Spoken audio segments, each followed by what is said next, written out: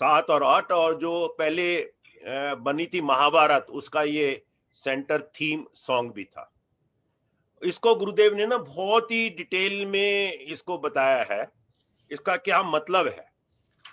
इसका एक तो सिंपल मतलब तो यही है कि जब भी अधर्म होता है, जब भी लोग राइटनेस को छोड़ देते हैं, उल्टी सीधी बातों में उनका ज्यादा दिमाग लगता है, तब भगवान अवतार लेते हैं। अवतार का मतलब क्या है?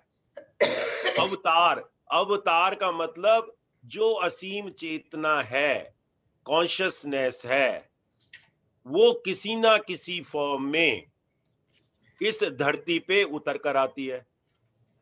उसको मैं कह सकता हूं कि बुद्धा के रूप में आई, कृष्णा के रूप में आई, जीसस के रूप में आई, तो रामचंद्र जी के रूप में आई।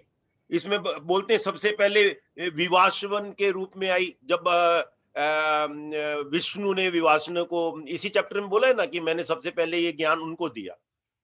तो ये जो कॉन्शियसनेस है, वो एक असीम चेतना से जुड़ा हुआ व्यक्ति यहाँ पे पैदा हो जाता है, और वो हर टाइम में एक प्रकार से ज्ञानी व्यक्ति, वो हर टाइम में उस 7th लेवल से जुड़ा रहता है।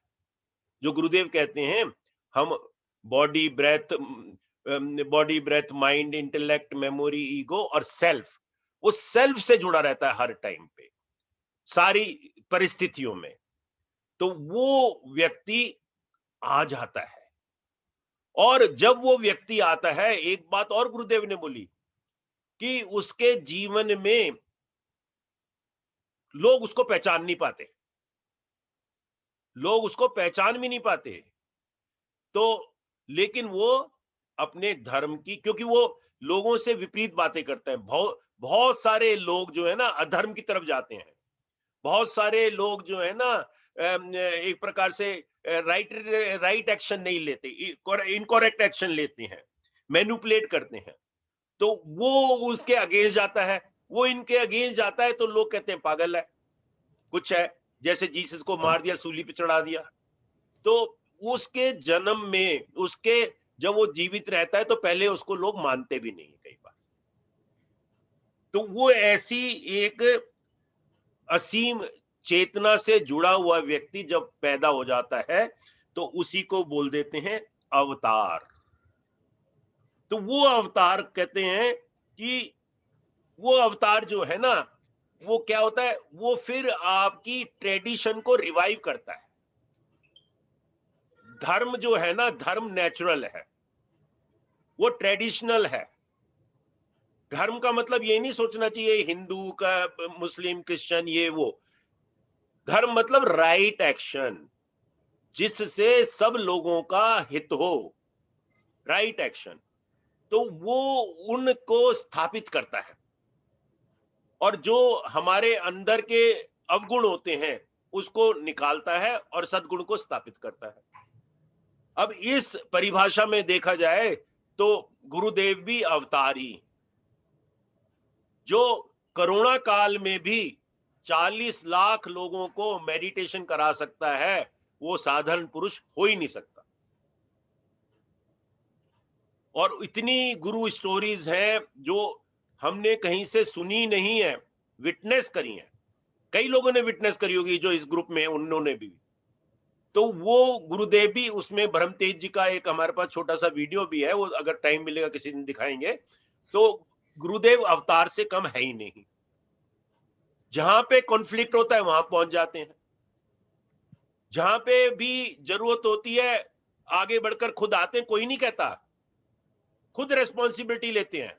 वर्ल्ड ओवर कहीं पे साइरिया में चले गए, बम धड़ाके हो रहे हैं, वहां पे पीस कर कोलंबिया में चले गए, जहां पे भी जरूरत होती है। अयोध्या का मामला आया तो उसमें पहले शुरू कर दिया, समझौता शुरू। जैसे भगवान कृष्ण बार बार गए दुर्योधन के पास, बार बार गए, 3 बार गए, नहीं माना। यहाँ पे भी देखो, कितनी बार गए मुस्लिम समुदाय के पास, और कई लोग मान भी गए थे, लेकिन कोई कट्टरवादी नहीं माने। फिर राइट एक्शन तो होना ही था, तो जजमेंट आ गई। तो इस तरह से अवतार पैदा होते हैं, और वो अवतार का दो काम होता है। एक काम तो होता है, बताया कि ट्रेडिशन को अगेन स्थापित करना। ट्रेडिशन का क्या मतलब है, ये यहां से भी पहले चैप्टर में, इसी चैप्टर में शुरू होता है। पहले क्या होता था ना, लोगों के पास में इतनी चीजें नहीं होती थी कि उसको लिखा जाए, उसको लोगों के पास डिस्ट्रीब्यूट किया जाए। तो लोग अपने शिष्य बनाते थे, गुरुकुल होता था, या अपने बच्चों को ज्ञान दे देते थे। तो एक बच्चे से दूसरे बच्चे, दूसरे बच्चे से, तो एक फैमिली में ही फैलता रहता था, या एक गुरुकुल में ही फैलता रहता था। तो वो ज्यादा लोगों के पास नहीं पहुंचता था। और वो बीच में जब कोई प्रकृति का कुछ होता है, तूफान आ गया, सुनामी आ गई, डिस्ट्रक्शन हो गया, जैसे अभी हमारे पास कोरोना आ गया, बहुत लोग खत्म हो जाते हैं। तो उस टाइम में वो ज्ञान खत्म हो जाता था। ज्ञान खत्म हो गया तो नॉलेज खत्म हो गई, उसका कोई प्रूफ भी नहीं रहता था। फिर कोई दूसरा अध पका उसको वहां से पिकअप कर लेता था। फिर वो उसमें थोड़ा सा फेनेटिज्म आ गया, उसमें थोड़ा सा डिस्टॉर्शन आ गया, वो प्योर नहीं रहता। फिर उसको दोबारा एस्टेब्लिश करने के लिए, वो प्योर नहीं, कैसे धीरे धीरे इम्प्योर होता जाता है। फिर उसको एस्टेब्लिश करने के लिए फिर अवतार आते हैं, टू री एस्टेब्लिश द ट्रेडिशन। इसमें क्या होता है कि दो प्रकार के लोग होते हैं। एक होते हैं रिलीजियस साइंटिस्ट। रिलीजियस साइंटिस्ट जो होते हैं ना, वो क्या होते हैं, रिलीजियस पहले हैं, फेनेटिक पहले हैं, उनको अध पके हैं। वो उन्होंने मान लो कोई धर्म पकड़ लिया, तो वो धर्म में उसका डिस्टॉर्शन पकड़ लिया, उसको हम कह सकते हैं जैसे terrorist.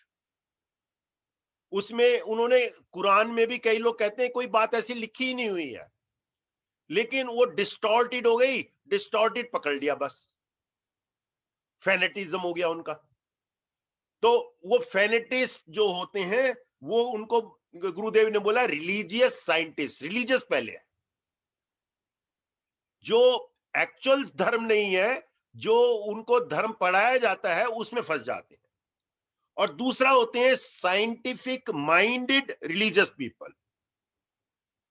Scientific minded religious people जैसे हमारे गुरुदेव हैं, कि वो ट्रेडिशन में भी बिलीव करते हैं, ज्ञान भी है, सनातन धर्म में भी बिलीव करते हैं, और साइंटिफिक एनालिसिस के साथ भी चलते हैं, जहां जहां पे साइंटिफिक एनालिसिस होता है।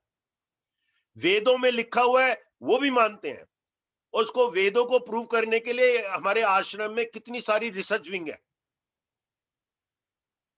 साइंटिफिकली ब्रेथ से क्या फायदा होता है, हमारे साथ में डॉक्टर विनोदा कुच्चिपल्ली थी, अभी तक रिसर्च कर रही हैं, एम्स में पहले शुरू करी थी उन्होंने रिसर्च, और वो गुरुदेव उसको बढ़ावाते हैं।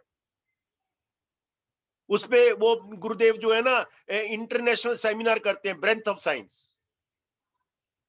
तो जो वेदों में लिखा हुआ है, जो उसमें लिखा हुआ है, जैसे मंत्रों की शक्ति, अब वो सब प्रूव कर रहे हैं, वाटर पे करके कुछ 20 लोगों को पकड़कर मंत्र सुनाते हैं, उनकी रिवाइवल जल्दी हो जाती है, हीलिंग जल्दी हो जाती है। तो वो प्रूव कर रहे हैं। ये क्या, ये लोग क्या क्या कहलाते हैं, ये लोग कहलाते हैं scientific mind, but rooted in their traditions. Scientific minded religious people. तो ये एक प्रकार के लोग हो गए जो ट्रेडिशन को, और ट्रेडिशन में क्या होता है, ट्रेडिशन में उसको रिफॉर्म करना होता है। जैसे अब गुरुदेव हैं, पहले गुरुकुल की परिक्रमा थी, अभी 3 दिन पहले गुरुकुल के ऊपर में आईआईटी ने एक सेमिनार भी अटेंड करवाया था, तो गुरुकुल की परिक्रमा थी। लेकिन अब गुरुदेव कहते हैं नहीं, जूम पे भी करो। समय के अनुसार, टेक्नोलॉजी के हिसाब से reform, regenerate, revival and research, ये 4 चीजें गुरुदेव ने बोली हैं। Reform, regenerate, revival and research. ये कौन करता है, साइंटिफिक माइंड पहले है, और रिलीजियस पीपल मतलब कि अपने रूट जो है ट्रेडिशंस में है, वेदास में है। वेदास को मूड बुद्धि वाला व्यक्ति नहीं जानेगा। इंटेलेक्ट पे पर्सन भी कहेगा पागल है, ये मंत्रों में बैठा है, नवरात्रि में मंत्र हो रहे हैं, 9 दिन बेकार कर रहा है, क्या होता है इससे मंत्रों से? तो वो रिलीजन में बिलीव भी करता है, वेदों में बिलीव भी करता है। तो ये जो है ना साइंटिफिक माइंडेड रिलीजियस पीपल, तो एक प्रकार के लोग हो गए। दूसरा है जो मैंने पहले बताया था। दूसरा कौन है? जो वन कॉन्शियसनेस, जो असीम चेतना के साथ में जुड़ा होता है। ये दो काम होते हैं उसके। जो अवतार होता है वो हर टाइम में असीम चेतना के साथ में जुड़ा होता है। और इसका दूसरा मतलब भी है यदा यदे, उसका दूसरा मतलब यह भी है कि मैं अगर रोज अपनी साधना कर रहा हूं, मैं रोज अपना नियम से कोई धर्म निभा रहा हूं, धर्म मतलब कि लोगों के फायदे के लिए काम कर रहा हूं, बहुत लोगों की उससे फायदा हो, वो मैं यज्ञ कर रहा हूं, तो क्या होगा कि मेरे अंदर भी वो इनफाइनाइट कॉन्शियसनेस रहेगी, और वो इनफाइनाइट कॉन्शियसनेस सब लोगों के साथ जुड़ जाएगी, और मैं अवतार ना होते हुए भी अवतार जैसा काम कर जाऊंगा, जैसे यज्ञ में होता है, प्योर यज्ञ में होता है, जैसे इवन सत्संग में होता है। सब लोग शांत हो जाते हैं। क्यों हो जाते हैं शांत? तो वो जो है उस टाइम में वो वन कॉन्शियसनेस किसी एक व्यक्ति से दूसरे व्यक्ति से, जिसको गुरुदेव बोलते हैं ज्योत से ज्योत जलाते जाओ। तो वो भी यही, इसका मतलब यही है इस सूत्र, इसका श्लोक का, यदा यदा ही धर्मस्य ग्लानि भवति भारता। तो जब भी ऐसा होता है तो उस टाइम में चाहे कोई बड़ा महापुरुष भी ना हो, चाहे हमारे घर का कोई बुजुर्ग हो, वो जो है उसको पीस स्टैब्लिश कर देता है घर में भी, क्योंकि वो उसने ऊपर सब कुछ देखा होता है, मान अपमान लाभ हानि क्रोध सब कुछ देखा होता है उसने, और वो ऐसी बात कर देता है जो कहते हैं हाँ सब लोग शांत हो जाते। तो क्या है, हर क्षण वो व्यक्ति पैदा है। ये नहीं सोचना चाहिए कि भगवान कभी कभी आएंगे उसके बाद आया नहीं। वो भगवान, गुरुदेव कहते ही है, तुम में भी है मुझ में भी है, भगवान के सिवा हमको कुछ दिखता नहीं है। जो जिसके अंदर ये भगवान के गुण जागृत हो गए, वो ऐसा काम रोज करता है। तो इसका ये गुरुदेव ने ना बहुत ही डीप बताया है।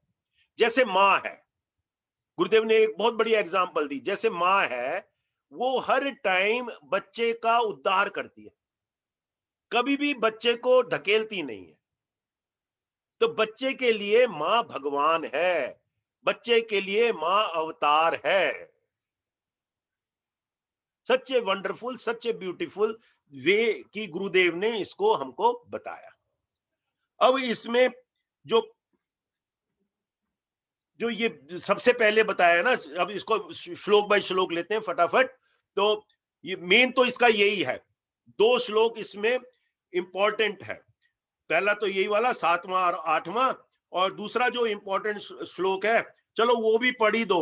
वैसे तो सारे ही सारे इंपॉर्टेंट है, लेकिन वो भी पहले हम इनसे पढ़वा लेते हैं। हाँ जी सुमन जी, कौन कौन पढ़ रहा था? जी हाँ भैया। हाँ पढ़ो। तो ये पढ़िए आप 17वां और 18वां। जी भैया।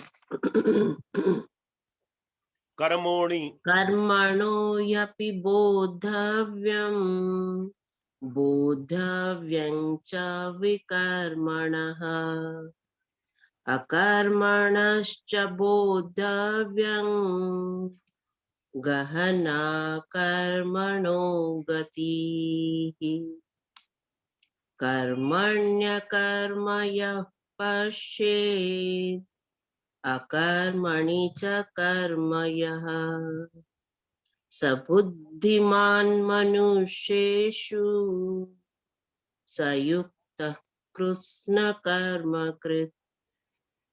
जी देखो ये दोनों जो है ना, ये गुरुदेव कई बार बोलते हैं। ये 17वें का सेकंड पार्ट बहुत बारी बोलते हैं, कई बार सत्संग में भी बोल देते हैं, घैना कर्मणो गति। कर्मों की गति बड़ी गहरी है, ये कोई भी समझ नहीं पाता, ये समझ से परे है, ये बुद्धि से परे है। और वैसे तो गुरुदेव ने बताया है कि एक पास कर्म हो गए, एक करंट कर्म हो गए, एक आगामी कर्म हो गए। और गुरु की कृपा से पास कर्म तो भोगने पड़ेंगे, जो करंट कर्म है वो उन भोगेंगे तो भोगने में उसका दुख नहीं होगा, और जो करंट कर्म है उसको हम वाइप आउट कर सकते हैं, और फ्यूचर कर्म को हम सुधार भी सकते हैं। तो इसमें दो शब्द यूज करे गए हैं, इसमें तीन शब्द 17वें और 18वें में। पहला तो बोला गया है कर्म, दूसरा बोला गया है अकर्म, तीसरा बोला गया विकर्म। कर्म, कर्म का मतलब अगर देखा जाए, ये मतलब भी चेंज होता रहता है। हम लोग जैसे कि गृहस्थ हैं, गृहस्थ में कर्म का मतलब है राइट एक्शन, एक्शन तो करना ही है, राइट एक्शन। अकर्म का मतलब है कि एक्शन करते करते भी हम कोई फीवरिशनेस ना हो, हमारे अंदर एक्शन करते करते भी इनएक्शन का भाव हो, कि मैं नहीं कर रहा, ये रिनाउंसी के लिए है, ये मैं नहीं कर रहा, ये हो रहा है। और इसमें तो बहुत कई चीजें बताई हैं इसमें, अकर्म में। अकर्म में मतलब कि क्या है, कि इसमें सबसे बड़ी एग्जांपल आती है अकर्म में, कि मैंने कुछ एक आम का पेड़ उगाया, आम का पेड़ उगा के, ये मैंने पहले भी दिया था, उसमें मैंने सब कुछ किया, और मैं चाहूं कि आम के पेड़ पे अमरूद लग जाए तो लग सकता है? नहीं लगेगा। क्यों? ये एक नेचुरल साइकिल फॉलो कर रहा है कि आम के पेड़ पे आम ही लगेगा, एक नेचुरल साइकिल है। तो इसमें क्या करना है कि मैं एक्शन करते भी इन एक्शन कर रहा हूं, एक नेचुरल वे से ये रिजल्ट आएगा, मैं रिजल्ट में लिप्त नहीं हूं, जैसे वो तीसरे अध्याय में कहा गया था। तो ये क्या हो गया कि एक्शन में इनएक्शन, इनएक्शन में एक्शन। इनएक्शन में एक्शन कैसे? कि आप सब लोग बैठे हो, खाली सुन रहे हो, इससे पहले हमने ध्यान किया, सुदर्शन क्रिया करी, लेकिन उसमें भी कुछ कर नहीं रहे थे, उसमें भी एक्शन हो रहा था। मैं चुपचाप बैठा हुआ हूं, ध्यान में कुछ नहीं कर रहा, आराम से बैठा हूं, मेरा भोजन डाइजेस्ट हो रहा है, मेरा ब्लड सर्कुलेट हो रहा है, मेरे आसपास का वातावरण, क्योंकि मैं ध्यान कर रहा हूं, प्रभावित हो रहा है, मेरे आसपास के लोग शांत हो रहे हैं, मेरे ना करते हुए भी एक्शन हो रहा है। और एक्शन में इन एक्शन, मैंने वैसे वो एग्जांपल बता दी कि मैं कर ही क्या रहा हूं, ये तो एक नेचुरल लॉ है। तो कर्म में अकर्म, डॉक्टर कहता है कि मैंने ऑपरेशन कर दिया, अगर डॉक्टर के हाथ में होता तो 100% रिजल्ट मिलते, कोरोना का कोई भी आदमी मरता नहीं, तो उसके हाथ में तो रिजल्ट है ही नहीं, वो किसी से डिस्क्रिमिनेट भी नहीं करता, सबको पूरा 100% ट्रीट करता है। लेकिन ऐसा देखने के बाद में बड़े बड़े डॉक्टर्स भी उस भाव में आ जाते हैं, प्रेयर करते हैं कि भगवान तू ही कर रहा है। एक्शन में इन एक्शन, इन एक्शन में एक्शन। गुरुदेव इसमें एक और एग्जांपल देते हैं कि तुम कहते हैं मैं जेल में जाता हूं, तिहाड़ जेल में गया, और मैंने कैदियों से पूछा कि भाई तुम लोगों ने जो काम किया तो तुमने कैसे किया, कि तुमने किया था कि तुम ऐसे ही गलत आ गए? तो कहते हैं कि वो 80% तो हाथ उठाते हैं कि हमने किया ही नहीं, कहते हैं कि हो गया, उस क्षण कुछ ऐसा हुआ कि मैंने चाकू मार दिया, मेरा मन भी नहीं था चाकू मारने का, हो गया। कहते हैं ये एग्जाम्पल आपको जेल में मिल जाएगी।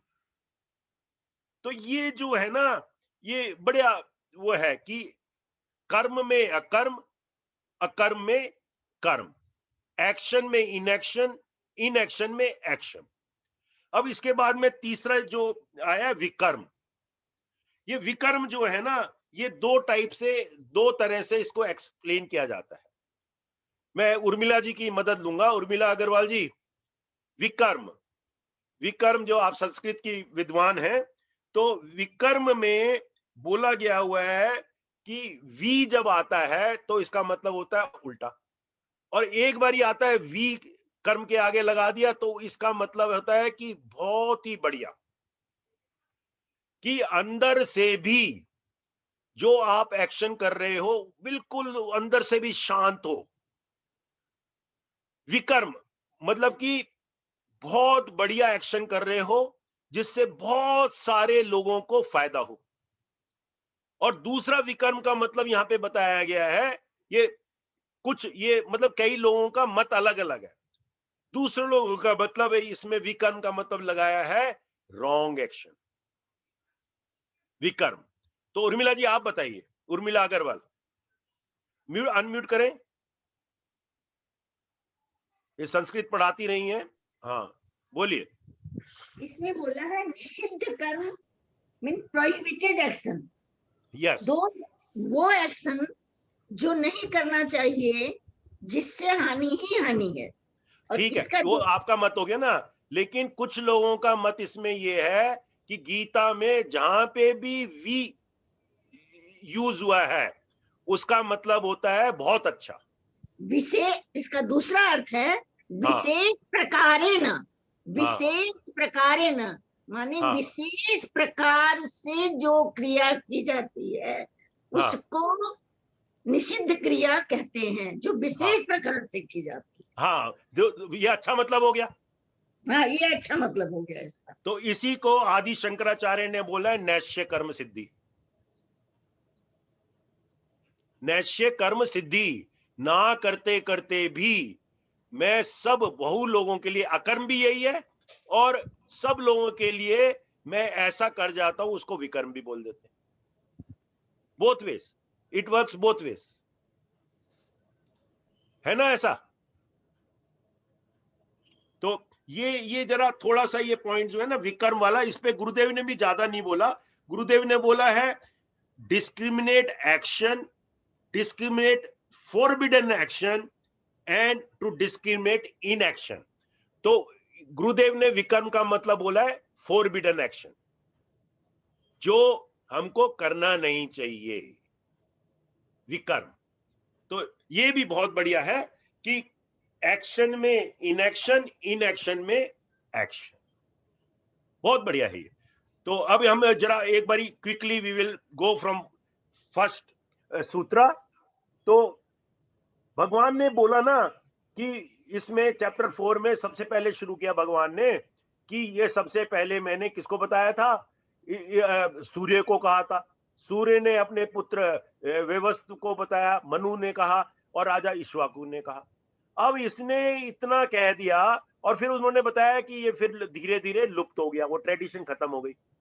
तो उसके बाद में फिर मैं आ गया हूं द्वारा द्वारा इसको स्थापित करने के लिए। लेकिन वो जब तक बोलते तो अर्जुन के मन में डाउट आ गया। तो यहां पे गुरुदेव बोल रहे हैं तीन प्रकार के लोग होते हैं।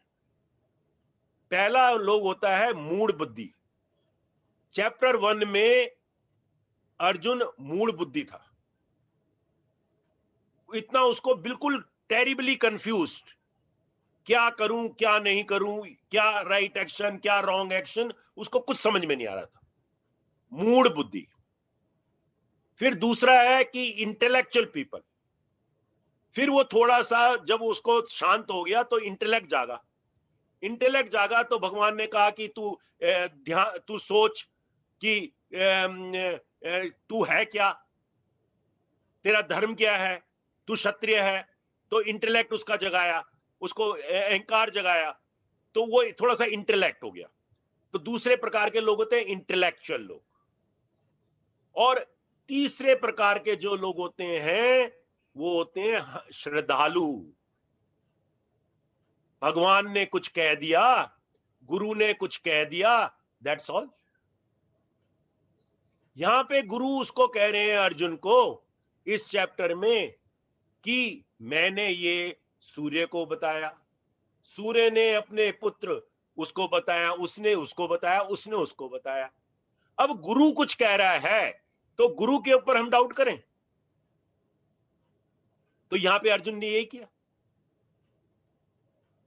तभी कहते हैं कि जब गुरुदेव के पास जाओ तो जूते जहां उतारे हैं वहीं पे बुद्धि छोड़ के जाओ, क्योंकि गुरु की बातें गुरु ही जाने। उन्होंने कह दिया कि तेरे को जाना है लक्षद्वीप, तेरे को लक्षद्वीप ही जाना है। आप लोगों को कई लोग जानते हैं पद्मा जी को। पद्मा जी कैलाश मानसरोवर जा रही थी, बाई चांस गुरुदेव से बात हुई, उन्होंने कहा मत जा, तेरे को नहीं जाना। और वो नहीं गई। असीमा भी हमारे साथ है, असीमा नोस। और वहां पे उस टाइम में कैलाश मानसरोवर में इतनी तबाही हुई, कुछ करने की हद नहीं। इतना वेदर खराब हुआ, कुछ करने की हद नहीं। और वो गुरुदेव से कहती, गुरुदेव मैंने तो ये प्राइवेट प्लेन कर रखा है, मैंने 50 लोग साथ में जा रहे हैं, ये है वो है, और बड़ा सेफ है, सब कुछ मैंने पता लगा लिया। तो बात कहां से कहां पहुंचती। गुरुदेव ने बचा लिया। बियॉन्ड इंटेलेक्ट, डाउट करना ही नहीं। एक बार ही बोल दिया गुरु ने, जो आदमी इनफाइनाइट कॉन्शियस से जड़ा हुआ है वो आपका पिछला अगला सारा देख सकता है। और कितनी सारी एग्जांपल्स हैं। लास्ट मोमेंट पे गुरुदेव बोल देते हैं तेरे को नहीं जाना आज। कई लोगों को बोला है, लोग गुरुदेव के पास जाते हैं, गुरुदेव अच्छा चलो मैं जा रहा हूं आज फ्लाइट लेके, नहीं नहीं आज मत जाइए, टिकट भी बुकड है। और पता लगता है कुछ ना कुछ हो गया उस फ्लाइट का, उस ट्रेन का। लखनऊ से कोई हमारी टीचर आ रही थी, वो ट्रेन में वो डिरेल हो गई पूरी। कुछ लोग जिस कंपार्टमेंट में उसको आना था उस कंपार्टमेंट का बहुत तहस नहस हो गया, उसको मना कर दिया गुरुदेव ने। तो ये बियॉन्ड, बाद में तो हम देख सकते हैं कि क्या हुआ, लेकिन पहले तो अरे यार मेरी बड़ी मुश्किल से तो रिजर्वेशन मिली है और दिल्ली में जाके मेरे को ये काम है वो काम है, और गुरुदेव कह रहे मत जा। तो यहां पे गुरुदेव ने 3 प्रकार के लोग बताए हैं। एक तो है मूड बुद्धि, वो कुछ सुनता ही नहीं, किसी की बात ही नहीं सुनता। दूसरा बताया थोड़ा सा ये लेफ्टिस्ट इंटेलेक्चुअल कह सकते हो आप, हर एक बात में वाद विवाद है, वो टीवी में डिबेट ही करते रहो बस। तुमने क्या कहा, बीजेपी ने क्या कहा, कांग्रेस ने क्या कहा, इसने कहा क्या, डिबेट, इंटेलेक्चुअल। और तीसरा बोला है श्रद्धालु। श्रद्धालु तो वैसे कह दो या कहो जो किसी बात पे संशय नहीं करता, जिसमें श्रद्धा जिसमें रहती है, बस कह दिया खत्म बात। श्रद्धा, वेदों पे श्रद्धा है, वेद में लिखा हुआ है तो वेदों पे श्रद्धा है मेरी। वो तीसरे कैटेगरी के जो लोग हैं ना, वो ही ज्ञान के पात्री होते हैं। और तीसरे कैटेगरी के लिए आपको ध्यान करना है, आपको एडवांस कोर्स करना है, आपको सुदर्शन क्रिया करनी है। अब देखो गुरुदेव ने तो हमारा 20 मिनट का ऐसा सेशन बनाया है, जो मैं सब लोगों से, जितने भी लोग हैं, रिक्वेस्ट करूंगा कि आप अपने नॉन आर्ट ऑफ लिविंग के ग्रुप में भी डालिए। आप वो हम लोग रोज करेंगे 5:30 बजे से 5:50, 20 मिनट से 21 मिनट नहीं लेंगे। और गुरुदेव ने उसको बताया 5 प्रकार के प्राणायाम करने हैं हमको, बस थोड़ी सी बात करनी है। क्यों कहा है गुरुदेव ने? क्योंकि ये सेकंड वेव बड़ी पावरफुल आ रही है कोरोना की। उन्होंने कहा सबको इम्यूनिटी बढ़ानी है और फ्री है, सबके लिए है। कोविड पेशेंट हो उसके लिए भी है, नॉन कोविड पेशेंट हो उसके लिए भी है, आर्ट ऑफ लिविंग के लिए भी है, नॉन आर्ट ऑफ लिविंग के लिए। सब लोग अपने रेजिडेंट वेलफेयर एसोसिएशन में डालिए, जहां पे भी सब जगह जो भी जो रहता है वहां पे उनके सबके पास में RWA है। कुछ लोग तो आएंगे एटलीस्ट, सब लोग कर सकते हैं। अभी ये गुरुदेव ने पिछले वीक हम लोगों को एम्पावर किया, कल से हमने शुरू किया। पूनम जी हैं, नीलम जी हैं, हम हैं, तो कोई ना कोई कराता है। जुड़ो उसमें, छोट सिंपल से है। और रोज हमारा टाइम यही रहेगा 5:30 बजे शाम को से 5:50। तो ये गुरुदेव ने बोल दिया। अब देखो पता है क्या है, जैसे किसी ने बताया, मैं नाम नहीं बताता, गुरुदेव ने किसी को बोला कि बनाओ ये कोरोना में लोग बड़े उसमें आ रहे हैं, टेंशन में आ रहे हैं, स्ट्रेस में आ रहे हैं और लोगों को बड़ा प्रभावित हो रहा है, तो कुछ कुछ कुछ बनाना चाहिए। गुरुदेव ने ऐसे 2-3 लोगों को बोल दिया, तो उन्होंने ना 1.5 घंटे का बना दिया प्रोग्राम, मेडिटेशन भी कराओ, ये भी करो, वो भी करो। गुरुदेव ने नथिंग डूइंग, 15-20 मिनट से ज्यादा नहीं होना चाहिए। उसके बाद में तुम ग्रुप में डालते रहो, कोई बाद में एडवांस कोर्स करना चाहे, कोई बेसिक कोर्स करना चाहे, वो अलग बात है। लेकिन आज के जमाने में 15-20 मिनट का आप बस एक सेशन लीजिए, फ्री सेशन, और उनको मेन चीजें करवाइए जिनसे उनकी एनर्जी बढ़े। एनर्जी बढ़ने का मतलब है इम्यूनिटी आए। तो हम उनको ये अपना इंटेलेक्ट, नहीं हमारे में भी डिस्कशन, अरे एक ध्यान भी करा देते हैं। अब ध्यान कराएंगे तो आधे लोग तो भाग ही जाएंगे। तो वो लिंक भी सेम रहती है जिस लिंक से आप अभी आए हो, यही हमारी लिंक है, ब्रेथ वाली। और आज शाम को भी सत्संग इसी लिंक पे भी है। तो ये इसीलिए मैंने लिंक कॉमन बना रखे, रोज होगा 5:30 बजे से। सच ए ब्यूटीफुल। तो ये मतलब ये बात कहां से निकली कि गुरुदेव ने कह दिया कि बस आजकल 15-20 मिनट से ज्यादा नहीं करना। अब ये गुरुदेव का काम है, उस 15-20 मिनट में भी जो श्रद्धा से उसमें बैठेगा उसकी इम्यूनिटी बढ़ी जाएगी, 100% बढ़ जाएगी। तो ये बहुत सुंदर है। तो ये पहले 4 श्लोक में तो ये हो गया। तो भगवान ने फिर उसको बोला कि मेरे तेरे बहुत से जन्म हुए, तू मानता नहीं है, तेरे को पता नहीं है, तेरे को कुछ भी नहीं है, मेरे को पता है। अब तो ये सब लोग हम मानते ही, अब तो इसे साइंटिस्ट भी मान रहे हैं। अब तो बड़े बड़े लोग रिग्रेशन थ्योरी कर रहे हैं, रिग्रेशन एनालिसिस कर रहे हैं, डॉक्टर्स भी कर रहे हैं, 5 जन्मों में ले जाते हैं। और 7वां और 8वां तो हमने पढ़ ही लिया। जब जब धर्म की हानि होती है और अधर्म की वृद्धि होती है, तब तक वो किसी ना किसी रूप में प्रेजेंट में है ही, वो असीम चेतना अवेलेबल है। वो उर्मिला जी के माध्यम से आपको ज्ञान दे देगी, वो किसी ना किसी के माध्यम से आपको ज्ञान दे देगी। सच ए वंडरफुल थिंग। और जब ज्यादा अधर्म हो जाएगा तो कोई अवतार भी आ जाएगा, बार बार कोई अवतार आ जाएगा। इसमें गुरुदेव ने देखो कितनी बढ़िया बात करी है, यूनिवर्सल बात करी है। इसमें गुरुदेव ने बोला जीसस आ जाएगा, मोसिस आ जाएगा, बुद्धा आ जाएगा। ये नहीं बोला उन्होंने कि बस वो विष्णु के 14 अवतार, 12 अवतार।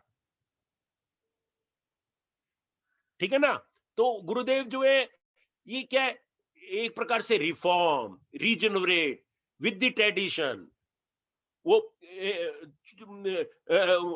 कुएं के मेंढक नहीं, पूरा सारा का सारा सबको एक साथ लेके चलो। तो उसके बाद में बोलते हैं कि 9वें में तो सिंपल है, मेरे जन्म और कर्म दिव्य अर्थात निर्मल और अलौकिक है। इस प्रकार जो मनुष्य तत् से जान लेता है वह शरीर को त्याग कर और जन्म को प्राप्त नहीं होता, किंतु मुझे ही प्राप्त होता है। ये क्या है, ये क्या है? बोलो, कौन बोलेगा? सुमन जी बोलिए, इसका क्या मतलब है? बड़ा सिंपल मतलब है कि आप वो बस हॉलो एंड एम्प्टी हो जाओ।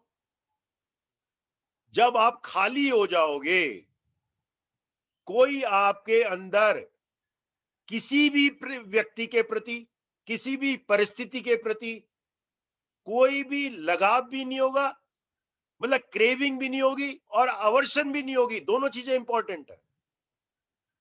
मेरे को वो चाहिए, नहीं यार वो बड़ा बड़ा अच्छा आदमी है, बहुत अच्छा आदमी, मेरे को मिलना है मिलना है मिलना है मिलना है, वो भी नहीं, क्रेविंग भी नहीं। नहीं ये टेररिस्ट है, इससे दूर भागो दूर भागो दूर, वो भी नहीं, क्रेविंग भी नहीं, अवर्शन भी नहीं। तो क्या होगा? वो मुक्त हो जाएगा, वो भगवान को प्राप्त हो जाएगा। जहां पे आपका विवेक जाग गया, वैराग्य जाग गया, षट संपत्ति आ गई, आप मुमुक्ष हो गए। ज्ञान के 4 स्तंभ एडवांस कोर्स में गुरुदेव बार बताते हैं, विवेक, वैराग्य, षट संपत्ति और मुमुक्ष। तो वो एडवांस कोर्स में उसके लिए हॉलो एंड एम्प्टी करवाते हैं, उसके लिए चक्र मेडिटेशन करवाते हैं, बार करवाते हैं।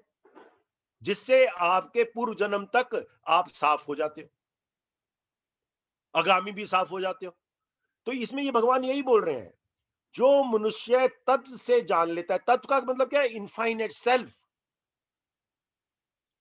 इसमें लिखा हुआ है सर्वशक्तिमान सच्चिदानंद परमात्मा जब अज अविनाशी सर्वभूतों के परम गति परम आश्चर्य है, वे केवल धर्म को स्थापन करने का संसार उद्धार करके लिए ही योग माया से सगुण रूप होकर प्रकट होते हैं, योग माया से सगुण रूप में प्रकट हो जाते हैं। तो वो सगुण रूप में गुरुदेव को शरीर नहीं मानना, तत्व मानना है, तत्व से प्रकट हो जाते हैं और वो सबका करते हैं।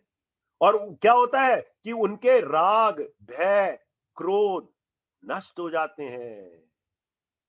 वो किसके नष्ट होते हैं, जो गुरुदेव के शरणागत में होते हैं, जो भगवान के शरणागत में होते हैं, जो श्रद्धालु होते हैं, जो भक्त होते हैं, और जो भगवान को अनंत बोलते, भगवान कहते हैं कि मेरे को वो बड़े अनन्य प्रेम पूर्वक स्थिति रहते थे, और ऐसे मेरे आश्रित रहने वाले बहुत से भक्त उपयुक्त ज्ञान रूप तप से पवित्र होकर मेरे स्वरूप को प्राप्त हो चुके हैं। पहला क्या हुआ, पहले भगवान ने उसको ज्ञान दिया, फिर ध्यान दिया, फिर आखिर में भक्ति बना दिया उसको। जब भक्त बना दिया तो उसमें 7वें श्लोक में वो सरेंडर हो गया, कहता कि मैं आप जो कहोगे मैं कर लूंगा।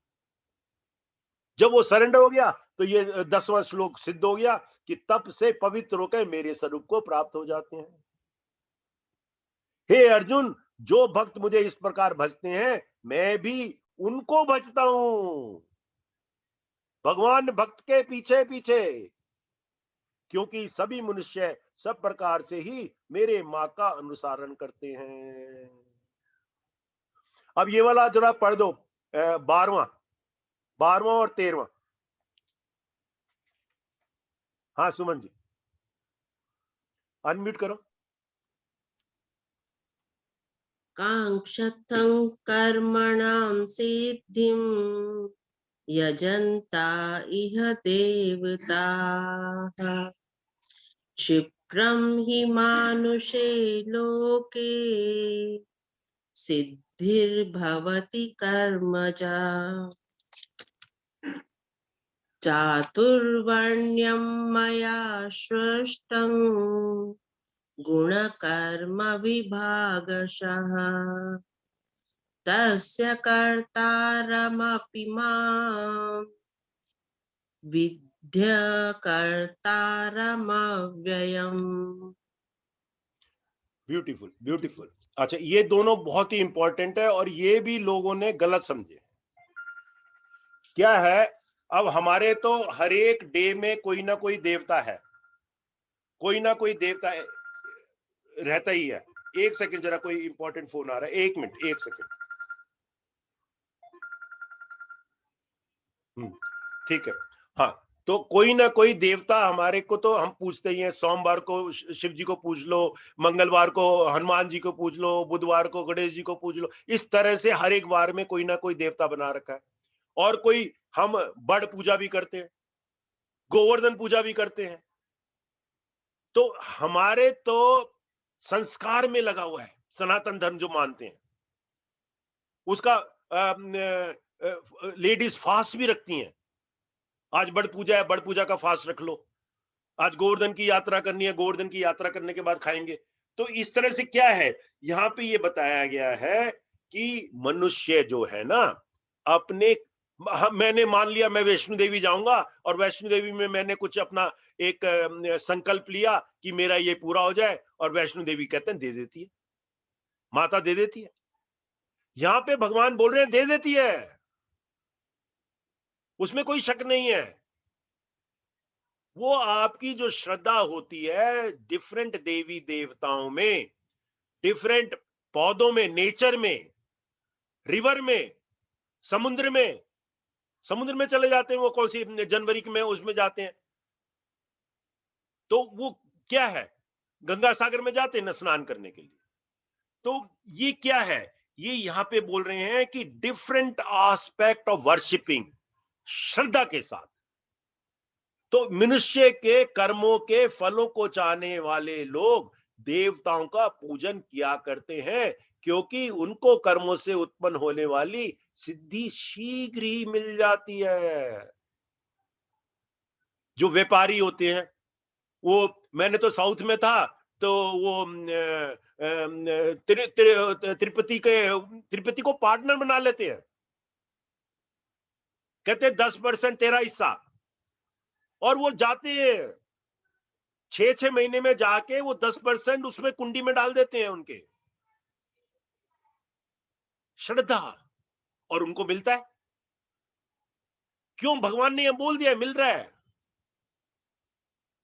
और जो 13वां है और भी बढ़िया उससे, 13वां जो बोलते हैं यहां पे कि ब्राह्मण, क्षत्रिय, वैश्य और ग्रह शूद्र, ये क्या कह रहे हैं? गुरुजी कह रहे हैं ये सारी जगह व्याप्त है। और सबसे पहला जो मेरे को इसमें आई ओपनर लगा, कहते हैं कह रहे हैं सब लोग जो बच्चे होते हैं ना, तो वो शूद्र ही होता है। जब हम जन्मते हैं, जायते हैं, तो जन्मते हैं तो हम शूद्र होते हैं। क्यों शूद्र होते हैं? क्योंकि जन्म के समय हमको बड़ी पीड़ा होती है और हम बड़ा काम करते हैं, जैसे एक श्रमिक काम करता है। माँ के गर्भ से आने के लिए तड़पते हैं, उसके पीड़ा होती है, माँ को पीड़ा होती है, कहते हैं बच्चे को भी पीड़ा होती है उतनी, तभी वो रोता है। तो शूद्र है, वो काम कर रहा है, एक्शन कर रहा है, निकल रहा है बाहर, तो जन्म से हम शूद्र होते हैं ऐसे। फिर कहते हैं आपकी नेचर क्या है? ये कहते हैं पहले जैसे ट्रेडिशन थी, पहले ट्रेडिशन थी नाई का बेटा नाई बनेगा, क्योंकि वो ज्ञान दूसरी तरह से मिलता नहीं था। जो वैद है, वैद का बेटा वही रहेगा, किताबें नहीं थी। ब्राह्मण का बेटा ब्राह्मण ही रहेगा। तो उस टाइम में ये बन गए 4 वर्ग। लेकिन ये 4 वर्ग जब भगवान ने बनाए थे, तो वो कर्म से बनाए थे, जन्म से नहीं बनाए।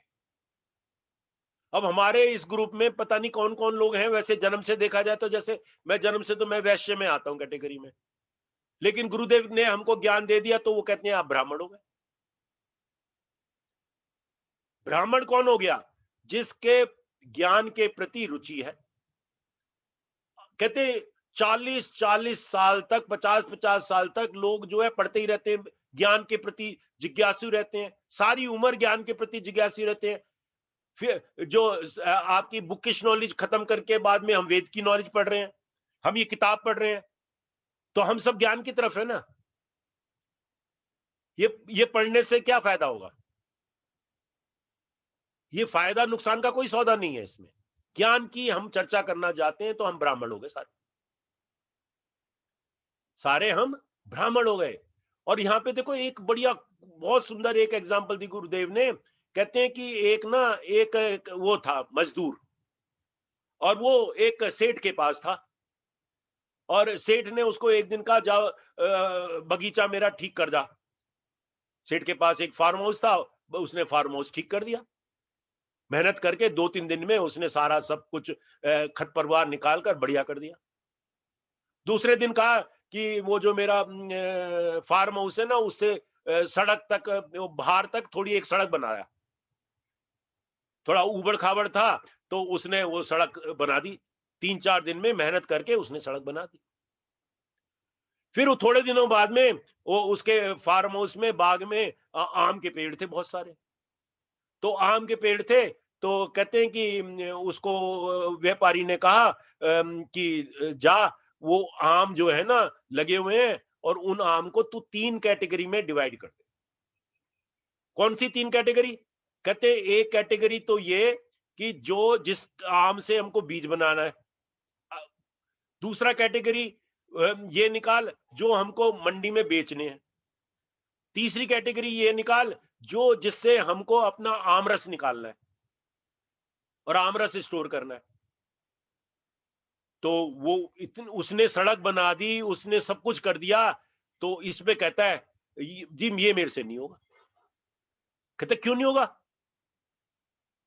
कह रहा है ये भाई आपको मालूम है कितने आम है? कहता 3000 से भी ज्यादा आम लगे हुए हैं आपके पेड़ों पे,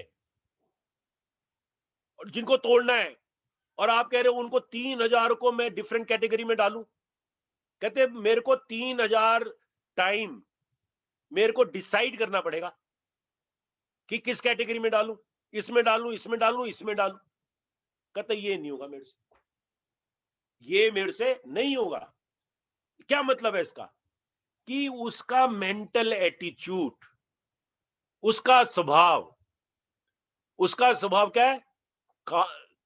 मजदूर का स्वभाव है। उसके अंदर बुद्धि थोड़ी सीमित है। वो क्या है? लेबरर कैटेगरी में है। वो सुपरवाइजर कैटेगरी में आया ही नहीं है, तो वो लेबर कैटेगरी का ही काम कर सकता है बाय इट्स नेचर। तो ऐसा होता है। इसी तरह से ये 4 वर्ण बताए गए हैं, ब्राह्मण, क्षत्रिय, वैश्य और शूद्र। कर्म से बताए हैं, जन्म से नहीं बताए। ये गुण से बताए हैं, जन्म से नहीं बताए। और ये सृष्टि जो भगवान ने रची है, उसमें भगवान जो है ना, वो अकर्ता ही है। और हम सब भी अकर्ता है अगर हम फल पे निश्चित ना हो तो। अकर्ता मतलब कि कर्म का फल पे हम वो नहीं है। और जो अकर्ता होता है उसको कर्म बांधते भी नहीं, क्योंकि वो लिप्त नहीं होता, तो कर्म उसको बांधते नहीं है। जब उसको कर्म नहीं बांधते, वो प्योर रहता है। उसको कितना भी पैसा मिल जाए, कितना नुकसान हो जाए, वो विचलित नहीं होता। यही 14वें में बोल रहे हैं कि कर्मों के फल में मेरी स्पृहा नहीं है, इसलिए मुझे कर्म लिप्त नहीं करते। हमारे यहां भी भगवान गुरुदेव है, उसको कर्म लिप्त नहीं करते। WCF हुआ, बारिश हुई, ये हुई, गुरुदेव मुस्कुराते रहे। लोगों ने बोला गुरुदेव बारिश हो रही है, चलो इसको शिफ्ट कर देते हैं वहां पे अगले दिन। गुरुदेव ने कहा मैं तो उधर ही बैठूंगा जाके, तुम्हारी मर्जी। लोगों ने कहा इसको इंडोर स्टेडियम में शिफ्ट कर देते हैं रात रात में। नहीं, कहते मैं तो बैठूंगा। क्योंकि उनको पता है जब वो इवेंट होगा, उस मेन इवेंट के दौरान बारिश भी शांत हो जाएगी, नेचर भी उनकी सुनती है, और लोगों को कोई नुकसान भी नहीं होगा। वो लोगों को ढाक के रखते। पूरे के पूरे इवेंट को उन्होंने थाम रखा था। हमारे बड़े बड़े 100 फुट के उसमें पोल लगे हुए थे, और वो हम तो कह रहे थे ओम नमो शिवाय जब बारिश पड़ रही थी, तूफान चल रहा था, और वो गुरुदेव, कोई नुकसान नहीं हुआ किसी का। वो विटनेस करने वाली बात है। नेचर भी उसकी सुनती है, और वो थाम के रखा पूरा का पूरा इवेंट। कई लोग उसमें नए थे, कई लोगों को रास्ता नहीं पता था। रात को 11-12 बजे सब अपने घर पे पहुंच गए। कोई ऐसा नहीं हुआ कि किसी के संग दुर्व्यवहार हुआ हो, किसी ऑटो वाले ने, किसी ने, कुछ नहीं हुआ। अकेली लेडीज, अकेले सब कुछ। क्यों? ये बोल रहे हैं 14वें में, मैं कर्मों में स्पृहा नहीं है, इसीलिए कर्म मेरे को लिप्त नहीं करते, वो कर्म मुझको बांधते नहीं है। इस प्रकार 15वें बोलते हैं, पूर्व काल में मनुष्य ने भी इस प्रकार जानकर ही कर्म किए, इसलिए तू भी पूर्वजों द्वारा सदा से किए जाने वाले कर्मों को ही कर। और ये हमने बोल दिया 16, 17, 18, ये हमने ऑलरेडी डिस्कस कर दिया, कर्म, अकर्म, विकर्म। और आज 20 तक करेंगे। 19 और 20 जो है बहुत ही सिंपल है, बहुत ही बढ़िया है। लेकिन एक बार ही पढ़ दो 19 और 20। यस्य सर्वे समारंभा काम संकल्प वर्जिताः ज्ञानाग्निदग्ध कर्माणाम् तमाहुः पंडितं बुधाः त्यक्त्वा कर्म फलासंगं नित्यतृप्तो निराश्रयः कर्मण्यभिप्रवृत्तोऽपि नैव किंचित् करोति सः। बस, बहुत सुंदर। देखो, जो आदमी कॉन्टेंटेड है, जिसका कह सकते हैं कि नाभि बड़ी है, पेट बड़ा है, बुद्धा है, खिलता हुआ है, कहते हैं ना, उसमें आप देखें तो ये नाभि चक्र में 4 वो है, एक जेनरसिटी है, एक जॉय है, एक ग्रीड है, और एक क्या है उसमें, जी से ही है वो, लोगों से दुश्मनी करते हैं जो। तो 4 उसमें एनर्जी है। तो जो आदमी कर्मों में फलते नहीं है वो जेनरस होते हैं, कंटेंटेड रहते हैं। मेरे पास 2 रोटी हैं, 2 जने आ गए, मैं दोनों एक एक रोटी ऑफर कर देता हूं दोनों को। वो मेरे को दे ना दे वो अलग बात है, लेकिन मैं तृप्त हूं क्योंकि मेरा धर्म है, मैंने दे दी। जो आदमी सीधा हाथ ऐसे रखते हैं, जेनरस, वो क्या है, वो कर्म में लिप्त नहीं होते, समस्त कर्मों में और उनके फल में आसक्ति का सर्वदा त्याग करके संसार के आश्रय से रहित हो गया, परमात्मा में नित्य तृप्त है, नित्य तृप्त है। वह कर्मों में भली बाती बरतता हुआ भी वास्तव में कुछ नहीं करता। वो सारी चीजें ना समर्पण कर देता अग्नि में, यज्ञ में, वो 19वां बोला गया, अग्नि में समर्पण कर देता है। शास्त्र के अनुसार वो काम करता है, श्रद्धा से काम करता है, गुरु पे उसका विश्वास होता है, कोई संशय नहीं होता, गुरु की टेक्निक पे संशय नहीं होता। गुरुदेव ने बोला डाउट करते हैं, ये भाई सुदर्शन क्रिया का क्या फायदा, ये 15-20 मिनट में करने से इम्यूनिटी कैसे बढ़ेगी, डाउट, टेक्निक पे डाउट हो गया, अपने पे मैं कर पाऊंगा, और गुरु पे डाउट। वो कुछ नहीं करता, वो जब बिल्कुल श्रद्धावान हो जाता है, समर्पण हो जाता है, और वो जो गुरु कहते हैं वो करता है, उसको कर्म बांधते नहीं है। और जिसको कर्म बांधते नहीं है वही हमारे को सोचना चाहिए, वही अवतार भी हो जाता है, वही महापुरुष हो जाता है। बहुत ही बढ़िया है, बहुत सुंदर। हाँ जी, एनीबॉडी हैज एनी क्वेश्चन? बोलिए बोलिए, कोई किसी को प्रश्न है? सर मैं थोड़ा इससे रिलेटेड ही है, जी लेकिन उषा जी। 25th को जो है एडवांस कोर्स का जो फॉलो अप था, जिसमें विनोद कुमार जी भी थे, आप थे और मंजुला जी थी, जी तो उसमें गुरुजी का वो लाइव सेशन था ना, क्वेश्चन आंसर सेशन, हाँ जी तो उसमें उन्होंने 2 कीवर्ड्स बोले थे, एक था योग माया एंड अंतरात्मा, यस और दूसरा उन्होंने एंड में बोला था श्रेय एंड प्रेय, ये दोनों राइट होने चाहिए। तो जी। इसको अगर थोड़ा सा आप क्लियर कर दें। देखो, योग माया, योग माया 3 प्रकार की माया होती है, महामाया, मोह माया और योग माया। महामाया तो एक प्रकार से जो नकारात्मक काम करते हैं, अंधेरे में ही रहते हैं, टेररिस्ट है, नक्सलाइट है, लेफ्टिस्ट है, वो महामाया में दुनियादारी में फंसे हुए, घोर अंधकार में फंसे हुए, महामाया। मोह माया का सबसे बड़ा एग्जाम्पल है कौरवों के पिता, वो मोह माया में फंसे हुए थे। दुर्योधन के प्रति इतना ज्यादा प्रेम था कि वो बुद्धि से अंधा था, आंख से अंधा नहीं था। मेरा बेटा, मेरी बेटी, मेरी प्रॉपर्टी, मेरा सखा, मेरा फ्रेंड, वो मेरा मेरा मेरा करने वाला जो है मोह माया। घर में रहकर भी वो सारा कुछ ज्ञान होते हुए भी जब अपने बच्चे की बात होती है ज्ञान उसका खत्म हो जाता है, मोह माया। उसको हम एषणा भी बोल सकते हैं। वो 4 एषणा गुरुदेव ने बताई है, वो चारों एषणा में जो फंसा हुआ है वो मोह माया। मेरा, मेरी प्रॉपर्टी, मेरा दर्जा समाज में, मेरा पुत्र, मेरी आयु, मेरा मेरा शरीर, मेरा ज्ञान, मेरा संगीत, मैं बहुत बड़ा संगीतकार हूं, मोह माया। जरूरी नहीं है कि व्यक्ति से हो, अपने किसी स्किल से भी अहंकार हो सकता है, मोह माया। और तीसरा है योग माया। योग माया में कि योग पे जब हम चलते हैं, जैसे अभी हम योग पे चल रहे हैं, ये भगवत गीता पूरा योग ही है। योग पे चलते चलते जब हम श्रद्धा पूर्ण 100% गुरु पे विश्वास करते हैं या शास्त्रों पे विश्वास करते हैं, वेदों पे विश्वास करते हैं, तो हमको क्या होता है, सिद्धि मिल जाती है।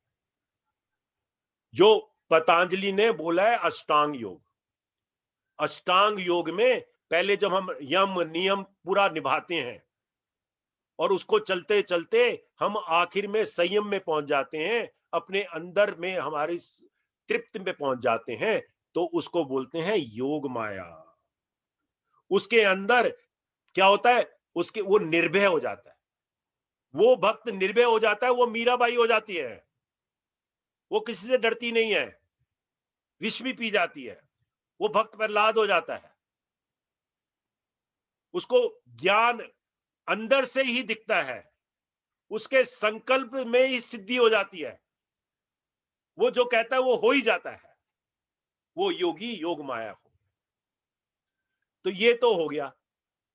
और एक बताया उन्होंने प्रेय और श्रेय, है ना जी। प्रेय और श्रेय का मतलब ये है, एक बारी कहीं बोला था कि कई लोग दान देते हैं कि मैंने 10,000 रुपए दे दिया और मैंने उसमें नाम भी लिखवा दिया, 4 पंखे वेद प्रकाश गुप्ता की तरफ से इस मंदिर को चढ़ाए गए, उनकी माता जी के उसके लिए, उसमें पूरा लिखवा दिया मैंने, पंखों के उसमें पंखड़ी पे लगवा दिया, सब लोग देख रहे हैं। तो मैंने दान तो दिया, लोग दान से मंदिर में लोगों को हवा तो मिली।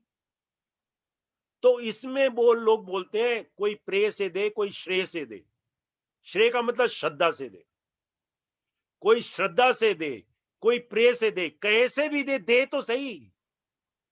बड़े बड़े सेठ होते हैं, वो कहीं पे चले जाते हैं और बड़ा दान देते हैं। मान लो उन्होंने गुरुदेव के उसमें गए और किसी ने कह दिया, गुरुदेव तो ऐसा प्रमोट नहीं करते, लेकिन दूसरे सत्संगों में आपने देखा होगा कि इन्होंने 50 लाख रुपए दान दे दिए, इन्होंने 4 लाख रुपए दान दे दिए, उनका गुरु के सामने उनको वो कर देते हैं।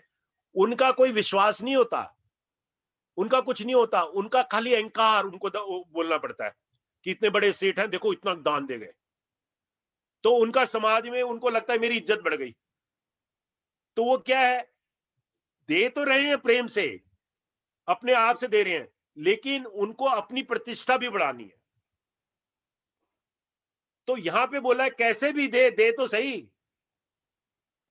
सबसे बढ़िया देन तो वो है कि राइट हैंड दे रहा है तो लेफ्ट हैंड को नहीं पता और उससे बात भी नहीं करनी। और सबसे बड़ा ज्ञान का सबसे बड़ा दान ज्ञान का ज्ञान, जैसे हम लोग चर्चा कर रहे हैं, तन से कर सकते हो, मन से कर सकते हो, धन से कर सकते हो, और चौथा ज्ञान से करते हो। उसी में बोला है गुरुदेव ने, उस जो पहले हमने वीडियो दिखाया था उस दिन। तो इसमें भी कह रहे दे तो सही, जैसे मर्जी दे, प्रेय से दे, श्रेय से दे, कैसे भी दे। हाँ जी उषा जी। हाँ जी, ठीक है, क्लियर हो गया। Thank you. जय गुरुदेव। जय गुरुदेव, जय गुरुदेव, जय गुरुदेव। बहुत बढ़िया। का क्या मतलब है प्रेय से दे? श्रेय तो श्रद्धा, श्रेय से दे, प्रेय से का मतलब ऐसे तो प्रेम से दे रहा है, लेकिन अहंकार, प्रेम तो दे रहा है, देने वाला तो प्रेम से तो दे रहा है, मन से तो दे रहा है। बड़े बड़े इंडस्ट्रीज देते हैं, जैसे आपने बिरला मंदिर सब स्टेट में देखा है, मैंने देखा है जयपुर में भी बिरला मंदिर है, दिल्ली में भी बिरला मंदिर है, भोपाल में भी बिरला मंदिर है। तो ये बिरला मंदिर बिरला वालों ने बहुत जगह बना दिया, धर्म के उन्होंने धर्मशाला भी बना दी, तो कई चीजें बनाई। पहले पहले ऐसे बड़े बड़े इंडस्ट्रीज बनाते ही थे, तो वो लेकिन अपना नाम लिखवा देते थे। तो वो क्या है, दे तो रहे हैं प्रेम से और उनको उसका फायदा भी मिलता है, उनका बिजनेस भी बढ़ता है, लेकिन वो अपना नाम भी चाहते हैं। और एक है आदमी वो बना देता आश्रम, उसमें नाम किसी का नहीं होता पूरा देने के बाद। ठीक है ना। चलो शाम को मिलते हैं, शाम को देखना अपना ग्रुप में जरा देख भी लेना, एक शायद साउथ दिल्ली का भी एक बड़ा सत्संग है। तो मैं सोच रहा था कि अगर क्योंकि वो इंदु सिन्हा जी इज नो मोर, तो उनका सत्संग है शायद 7 बजे से, श्रद्धांजलि 7 से 7:30। हाँ 7 से 7:30, तो उसकी लिंक भी डाल देंगे, वही सत्संग कर लेंगे बाद में, फिर हम ज्यादा नहीं करेंगे, ठीक है? तो पूनम जी उसकी लिंक अवेलेबल है आपके पास? अभी लिंक नहीं देखी मैंने। है। हाँ तो वो इनके भगवत गीता ग्रुप में 1-2 में डाल देना, बाकी मैं डाल दूंगा। ठीक है। तो हाँ आप लोगों को पता होगा, तो इंदु सिन्हा जी तो काफी ट्रस्टी भी रही हैं, कई जगह पे इन्वॉल्व है, गुरुदेव उनको कॉल भी करते थे। शी इज नो मोर, तो वो कल उनका अंतिम संस्कार कर भी दिया, तो इसीलिए उनके उसमें रखा है आज शाम को सत्संग 7 बजे से। तो we will join that satsang first and then we will see कि कुछ अगर एक्सटेंड करना है। मैं उसका जूम का नंबर बोल दूं इस समय? नहीं मेरे- नंबर बोलने से नहीं होगा, लिंक देना पड़ेगा। मैंने डाल दिया है। हाँ ठीक अच्छा है।